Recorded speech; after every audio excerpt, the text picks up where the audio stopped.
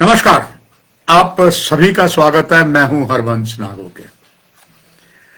जो white collar इस वक्त आतंकवाद आया है और वो पाकिस्तान और कुछ कट्टरपंथी देशों ने ये नापाक साजिश रची है। कुछ सफलता उन्हें जरूर मिली है। इससे निश्चित तौर पर जम्मू कश्मीर जो कि मुस्लिम बाहुल राज्य है, उसके मुख्यमंत्री इस समय बहुत परेशान है। उनका कहना है कि कुछ लोगों की करतूत की कीमत पूरे कश्मीरियों को चुकानी पड़ रही है। अब वो ये भी कहते हैं कि पूरे कश्मीर को आप बदनाम ना करें। कुछ और भी उन्होंने बयान दिए हैं जो प्रमाणित करता है कि कुछ ये कह सकते हैं आप दुखी मन से, कुछ परेशानी के मन से, और बने हुए हालात, स्वाभाविक बात है, उससे कश्मीर में बहुत ज्यादा नुकसान हुआ है। इसलिए उमर अब्दुल्ला ने कहा है कि दिल्ली धमाके के बाद कश्मीरियों को देश भर में शक की नजर से देखे जाने की बात हो रही है। उन्होंने कहा है कि उमर अब्दुल्ला ने चिंता भी जताई है कि कुछ लोगों की इस हरकत से सजा पूरे समुदाय को दी जा रही है। उनका यह आरोप है। उन्होंने बताया है कि कश्मीरियों के लिए बाहर यात्रा करना और जेके नंबर की गाड़ी पर चलना अब असहज और जोखिम भरा महसूस होता है। निस्संदेह एक मछली सारे तालाब को गंदा करती है। और जिस तरीके के हालात हुए, इसमें एक नहीं ना जाने कितनी ही मछलियां हैं जिससे पूरी बदनामी हुई है और सभी शक के घेरे में आ गए हैं। और इसीलिए उन्होंने कहा कि अगर जेके नंबर की गाड़ी को चलाना है तो अब आपको असहज और जोखिम भरा महसूस होता है। चीफ मिनिस्टर ने यह भी कहा कि धमाके के बाद देश में कश्मीरियों को संदेह की नजर में देखा जा रहा है, जिसमें लोग अपने बच्चों को बाहर पढ़ने या खुद यात्रा करने से भी डर रहे हैं। दक्षिण कश्मीर के कुलगाम में एक कार्यक्रम के दौरान उन्होंने आज ये बात कही। उन्होंने कहा कि कुछ लोगों की करतूत की कीमत पूरे समुदाय को चुकानी पड़ रही है। दिल्ली की घटना के लिए कुछ लोग जिम्मेदार हैं, लेकिन ऐसा माहौल बनाया जा रहा है जैसे हम सब दोषी हैं। ऐसे में बाहर जाना मुश्किल हो जाता है। मुख्यमंत्री उमर अब्दुल्ला ने यह भी कहा कि खुद भी दिल्ली में अपनी जम्मू कश्मीर की रजिस्टर्ड जो नंबर है गाड़ी का, उसको मैं चलाने में असहज महसूस करता हूं। आज दिल्ली में जे के नंबर की गाड़ी चलाना जैसे अपराध बन गया है। अगर सुरक्षाकर्मी साथ ना हो तो मुझे और भी डर लगता है कि कोई रोक कर पूछताछ शुरू ना कर दे। उधर उन्होंने कुछ आरोप लगाए हैं, बड़े संगीन आरोप हैं। उमर अब्दुल्ला ने कहा कि 2019 की बाद स्थायी शांति की बार बार आश्वासन के बावजूद इस क्षेत्र में रक्तपात और निर्दोष लोगों की मौत जारी है। उन्होंने ये भी कहा कि जम्मू कश्मीर के लोगों से हिंसा समाप्त करने का वादा किया गया था, लेकिन जमीनी हकीकत में कुछ बदलाव नहीं आया है। कुछ पत्रकारों से बात करते हुए उमर अब्दुल्ला ने कहा कि उन्होंने अगर यह दिल्ली में विस्फोट नहीं हो रहा है तो यहां विस्फोट हो रहा है। निर्दोष लोग अपनी जान गंवा रहे हैं। उन्होंने कहा कि जम्मू कश्मीर में पिछले 3 दशकों में लगातार हिंसा हो रही है।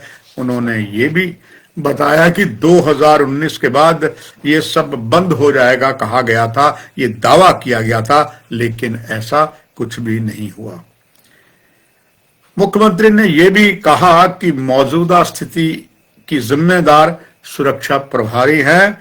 उन्होंने कहा कि ऐसा अभी भी क्यों हो रहा है, ये सवाल उन्होंने किया। स्वाभाविक बात है, उनको जो सवाल है ये केंद्र सरकार को है, केंद्रीय गृह मंत्रालय की ओर उनका पूरा इशारा है। हमारी सुरक्षा के लिए जिम्मेदार लोगों से पूछना चाहिए कि उन्होंने कहा कि हमारी कोई जिम्मेदारी, ये कैसे उन्होंने कह दिया हमारी कोई जिम्मेदारी नहीं है। हाल ही में नौगाम में विस्फोट से प्रभावित परिवारों को मिलने के लिए विभिन्न क्षेत्रों का दौरा मैं कर रहा हूं। कल मैं 5 स्थानों पर गया था और आज 2 स्थानों पर जा रहा हूं। आखिरकार हम चाहते हैं कि यह स्थिति किसी बिंदु पर रुक जाए। जम्मू कश्मीर में बीते 30-35 सालों से काफी खून खराबा हुआ है। निस्संदेह जो मुख्यमंत्री कह रही है उसे अब कतई हम गलत करार नहीं कर सकते, मगर आखिर इसका हल क्या है?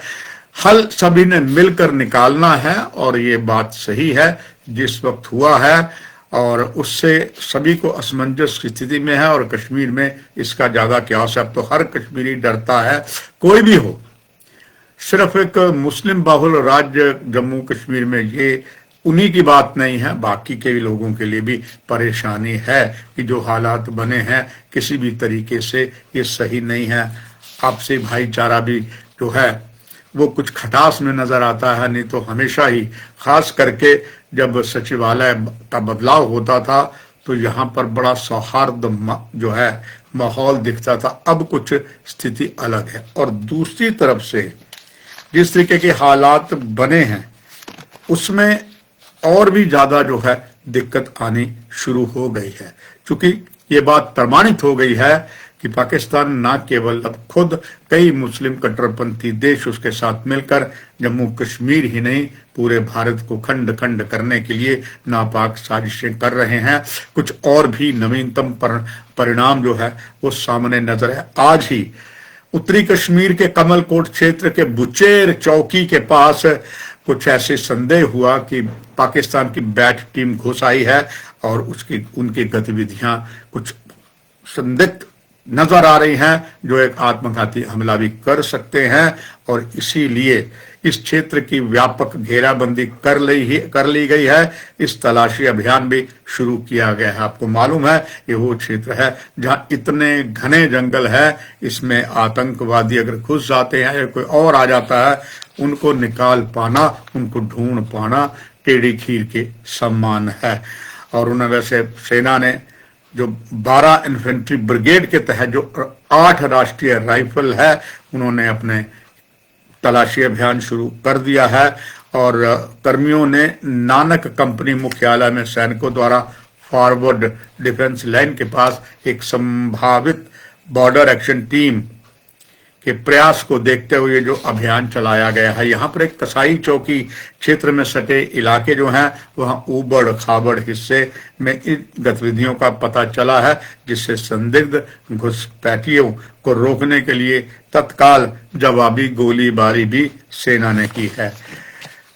सूत्रों का कहना है कि सेना ने तुरंत पूरे हिस्से को नागरिकों के लिए घुसपैठ द्वारा LIC के मौसम परिवर्तन का फायदा उठाने के संभावित प्रयासों का सुझाव देने वाली खुफिया जानकारी के कारण सैनिकों ने हाल ही में हफ्ते भर में और ज्यादा अलर्टनेस की है। सुबह की घटना ने एक व्यवस्थित क्षेत्र में सफाई को प्रेरित किया है, जिसमें दल घुसपैठ प्रयासों पर ऐतिहासिक रूप प्रयोग किए जाने के संभावित प्रवेश बिंदुओं को, प्राकृतिक आवरणों और संचार मार्गों की जांच कर रहे हैं। अंतिम रिपोर्ट जब तक मैं आपको दे रहा हूं, ऑपरेशन जारी था, किसी के हताहत होने की अभी खबर नहीं है।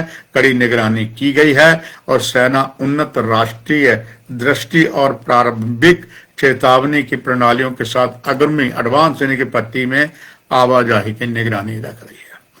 इधर जम्मू डिवीजन की बात करें तो जम्मू डिवीजन के IGP भीम सिंह टूटी जो है वो गुलाम जम्मू कश्मीर के 2 जिले राजौरी और पुंछ के दौरे पर हैं और वहां पर उन्होंने स्थिति का जायजा लिया है, किस तरीके की स्थिति है। और इधर जम्मू डिवीजन के 3 जो जिले भारत पाक अंतर्राष्ट्रीय सीमा के साथ हैं, जिला जम्मू, जिला सांबा, जिला कठुआ, इसमें भी IG टूटी पहले ही उन्होंने वीडियो कॉन्फ्रेंसिंग करके अलग अलग इन तीनों जिलों के SSP, इन तीनों जिले के एक ही DIG व और अधिकारियों से बात की है और ज्यादा उन्होंने सख्ती के आदेश दिए हैं। उधर जम्मू डिवीजन के जो 10 जिले हैं उनमें जो पहाड़ी क्षेत्र है उनमें लगातार खबरें आ रही हैं कि इन पहाड़ी जिलों में जो प्राकृतिक गुफाएं हैं इसमें आतंकवादी अभी भी छिपे हुए हैं और उनकी पूरी नापाक साजिश को सफल बनाने की कोशिश सिरतोड़ जारी है। मगर सुरक्षा एजेंसियां अलर्ट है, मगर खतरा टला नहीं है। यानी कि कुल मिलाकर ये बात कहें कि जिस तरीके से ये घटनाएं हुई हैं इससे निश्चित तौर पर उमर अब्दुल्ला जिस तरह बयान दे रहे हैं उनकी चिंता अपनी जगह वाजिब है, मगर इस बीच भारतीय जनता पार्टी के प्रमुख जो प्रवक्ता है उन्होंने नेशनल कॉन्फ्रेंस पीडीपी के बयानों को कड़े हाथों से लिया है कि वो जिस तरीके से बात कर रहे हैं ये संभवतः आतंकवाद को बढ़ा रहे हैं, आतंकवाद टाइप बोली बोल रहे हैं। ये उन्हें ऐसा नहीं करना चाहिए, यानी कि तनाव चाहे शब्दों का हो या और हो लगातार बढ़ रहा है, कहाँ जाके थमेगा ये आने वाला समय बताएगा। मगर अपना ना कहूं से दोस्ती ना कहूं से बैर की कहावत को सदैव पत्रकारिता में यथार्थ करते हुए यही कोशिश जारी है कि जो सच्चाई सामने आपके लाई जाए और सकारात्मक रिपोर्टिंग कर आपको अवगत करवाया जाए। चलिए दर्शकों, आज के इस कार्यक्रम में इतना ही है और जो भी महत्वपूर्ण खबर होगी हम आपके पास लेके आएंगे। नमस्कार।